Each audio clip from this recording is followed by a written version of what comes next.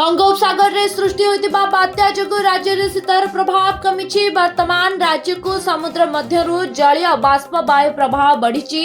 आसंता 3-4 दिन पर्यंत एही स्थिति जारी रहबा सह राज्य रे ठंडार प्रभाव कम रहइबो बोली पाणीपाग केन्द्र पक्षरु सूचना मिलिछि। एहा परे पुणी तापमात्रा ह्रास पाइबो बोली पूर्वानुमान करिछि पाणीपाग विभाग केन्द्र। तेबे तापमात्रा कमिथिले मध्य राज्यर अधिकांश स्थान रे घन कुहुडी देखिबाको मिलिछि। रविवार सकाळ पर्यंत सुंदरगढ़, कंधमाल, कोरापुट और कलाहांडीर विभिन्न स्थान में घन कुहुडी पड़िबो।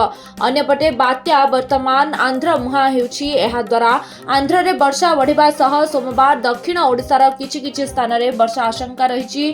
पाणीपाग केन्द्र पक्षरु मिलिथिबा सूचना अनुसार सोमवार गंजाम, गजपति, रायगड़ा, कोरापुट और मालकानगिरी जिल्लार किछि स्थान में कांभां वर्षा हेबार संभावना रहिछि। एही जिल्ला गुड़िक छाड़देले बाकी ओडिशार आसंता 5 दिन पर्यंत पाणीपाग मुख्यतः सुखला रहइबो बोली पाणीपाग केन्द्र पक्षरु सूचना मिलिछि।